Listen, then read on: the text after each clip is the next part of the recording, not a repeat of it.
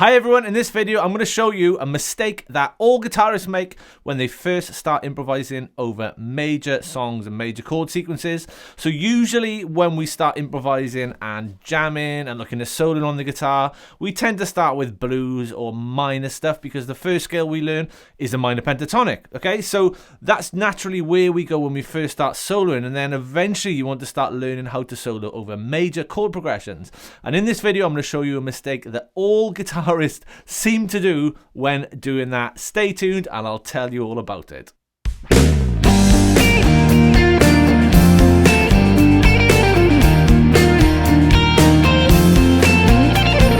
In this video then, I'm going to show you a mistake that all guitarists make when improvising on major chord sequences. But if you haven't done it already, click like to like the video, hit subscribe to the channel, and click that alert bell so you don't miss any updates. Also, if you want a free PDF with everything I'm going to cover in this lesson, you'll see a link below in the description to a free workbook, so make sure you grab that. Right then, let's talk about soloing in major keys. So then, this video is aimed at the beginner to intermediate guitarist who's starting to look at soloing. Maybe you've learned a minor pentatonic scale, you've been jamming a bit of blues. Also though, if you are a bit more advanced, this might be something you haven't actually thought about yet and you've been wondering why my solo's not sounding very melodic. It could be because of exactly what I'm going to show you in this video.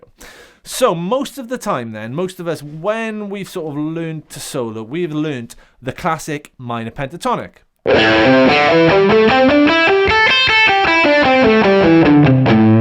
Okay, the coolest scale on guitar, and I always say this, it's the coolest and the most usable scale on guitar for improvisation. Every single guitar player in the universe uses that scale to improvise. I've been playing a long time. I've done many professional gigs and I still always use that scale. It's my absolute go-to scale for starting for improvisation. Okay, so maybe you've learned that scale and you've been jamming a bit of blues, you've started jamming over some minor songs, and you starting getting into sort of major songs such as Let It Be by the Beatles or Knock on Heaven's Door by Bob Dylan and Guns N' Roses. Maybe, you know, you're looking that happy kind of sounding song. I want to be able to play a solo over the top of that. Okay, now this mistake is very slight. Okay, so it's all to do with the notes you're going to be ending your phrases on, ending your licks on when jamming over, say, a blues or when jamming over a minor song. If you are using a minor pentatonic scale, there's going to be a note you're hitting probably a lot to round off your licks. And now often when starting to look at major improvisation on the guitar, we use the trick of going back 3 frets and playing a minor pentatonic. So what I mean by that is, if we had a song in the key of D, we'd find our D, we'd move back 3 frets and play a minor pentatonic to improvise over it. So we'd actually can play a B minor pentatonic when soloing over a D major chord. Okay, that's because the notes of a B minor pentatonic are the same as the notes out of a D major pentatonic. But often when we started soloing, we just only know the minor pentatonic, which is totally fine. That's totally cool when you're starting out. I'm just going to show you a quick trick to make it sound better when improvising on major chords. So let's say you're using that approach. You're using your minor pentatonic, back 3 frets from the root of your major chord to improvise. Okay, so let's just say we had a song in D. It was going D to A.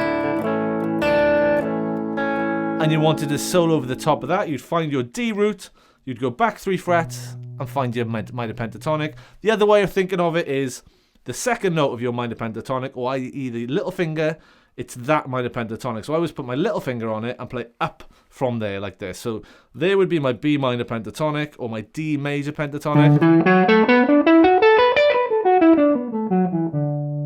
Let's say then we were jamming in B minor. Okay, so as we've just talked, we're going to do D major in a sec. We're jamming in B minor, we'd be playing lick. You know, we're often going to be using that note, that 9th fret on the D string, to finish our licks off.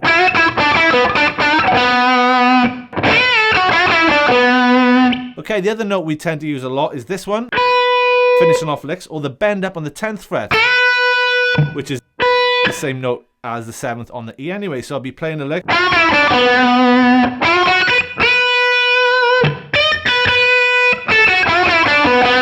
Now for B minor stuff, that's great because you're hitting the root of the B minor. So if we're doing a B blues, for example,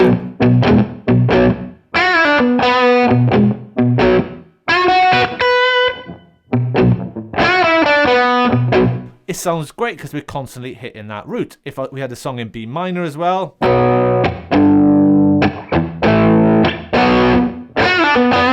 you know, we're kind of focusing on that B note, which is great for B blues and B minor.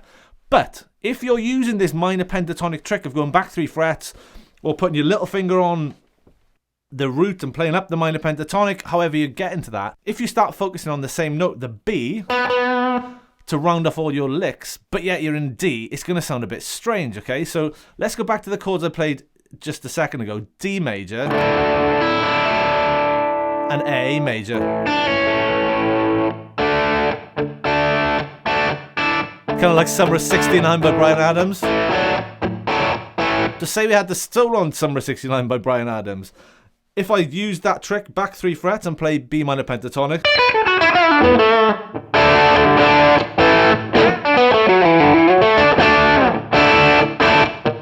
all the notes sound great. Now, if I was to finish my licks off in the same way, I'm thinking in B minor, my headspace is in B minor, I'm thinking B minor, and I was going, hitting my B's as we did when we did the B blues or the B minor.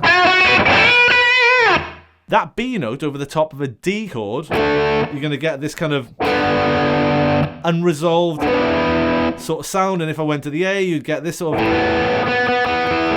you know, it's always, I mean, it doesn't sound terrible. It sounds perfectly fine, but it's not as strong as hitting your roots. So what I'm going to do, I'm going to put on a backing track, which is just D to A, and I'm going to play licks, and I'm going to land them on that B note. So in my head, I'm thinking B minor pentatonic. Okay, that first trick, when we look at soloing in major chords, I'm just going to be focusing on the B note as rounding the licks off, and it sounds like this. 1, 2, 3, 4.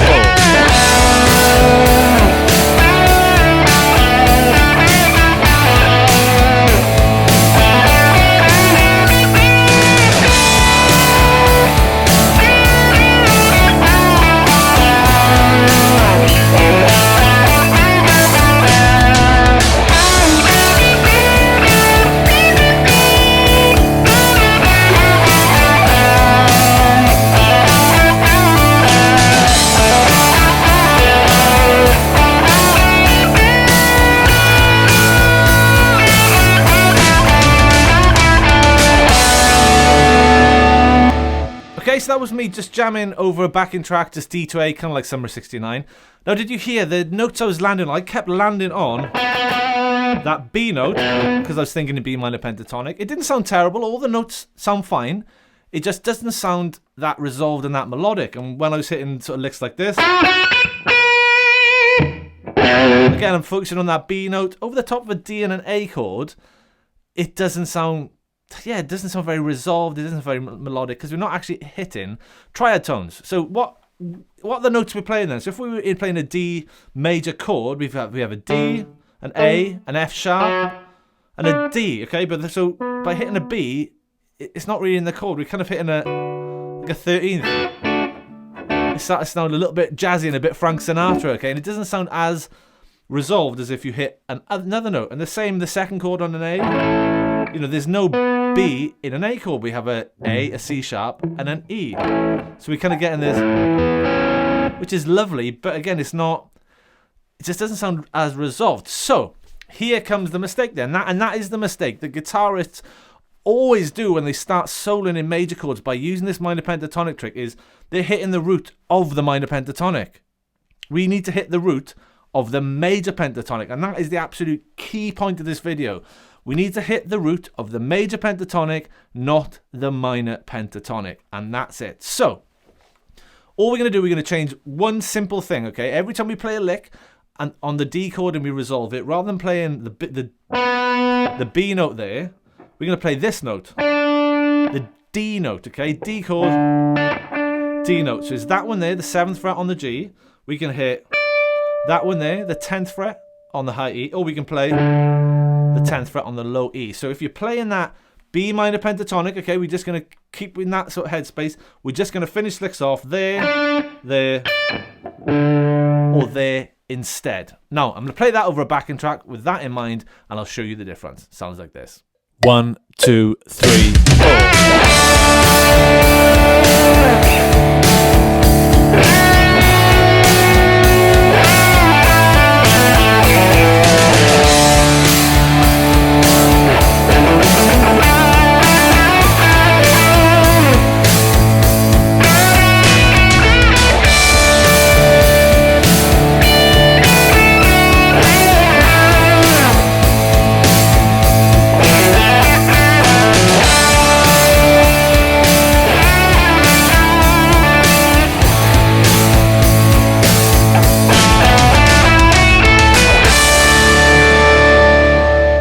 so did you hear how when I was landing on that D note, on that D chord, everything just sounded straight away way more resolved and way more melodic. Now, when coming into playing melodic soloing, there's a lot more to it than that, but that is just a simple little trick for you if you're finding your solo sounded like the first time I played over the backing track. We're hitting those notes, the B notes all the time over the major stuff, and you're thinking, why is this sounding particularly melodic? Why don't it sound like Slash or Eric Clapton, or when I'm playing? And that's the reason. That simple little trick, stick with that, and I promise you, for jamming over major songs, if you are using that minor pentatonic trick, it's going to make a massive difference and make your solos sound way, way, way more melodic. So let me just talk about that again. The main takeaway for this video is, rather than hitting the root of the minor pentatonic, if you are playing in a B minor pentatonic over a D major, rather than hitting these B notes, we're going to play the major pentatonic note, the root of the major chord, the D. So again, we're in the D. So we're playing the 7th on the G, 10th on the E, 10th on the low E, okay? So this would be the same if you were to change key. So before I wrap this video up, let's do a quick key change. Let's say we had C to G. Something like that, songs in C major. We'd find our root C along the E string, come back 3 frets, so we'd be playing an A minor pentatonic. So rather than hitting our A notes that we would if we were playing an A blues or a song in A minor, these ones, we're just going to swap those when we're finishing off licks. We're going to land the notes we're going to land on and stay on the longest for this one, this one, and this one. There's those C's to the root note of our key signature, okay? And that's the key to it. It's the notes you're spending the most amount of time on with all of this solo and stuff. If you're kind of passing through the notes, it doesn't really matter too much, but when you sort of like play a lick and you're rounding off, you want to get a sweet bend, hitting the roots like that are going to make such a big difference. Now, as you develop and you become a better guitarist and more advanced, you're not going to be thinking in this minor pentatonic trick anymore. You're just going to be thinking, in a major, I'm going to be playing major stuff, major pentatonic, major scale, etc. But using that minor pentatonic approach when you're first getting into soloing is a really sort of great way just to get you starting jamming over major songs. And use that trick I've shown you in this video, because I promise you it's going to make your major soloing sound way better and much more melodic. Okay, so I hope you enjoyed that video. If you did, click like to like the video, hit subscribe to the channel, and click that alert bell so you don't miss any updates. If you want a PDF workbook, you'll see a link in the description below. Also, I have an online guitar school called Fretlix. Make sure you come and check it out. All the links are below in the description. I look forward to seeing you again soon.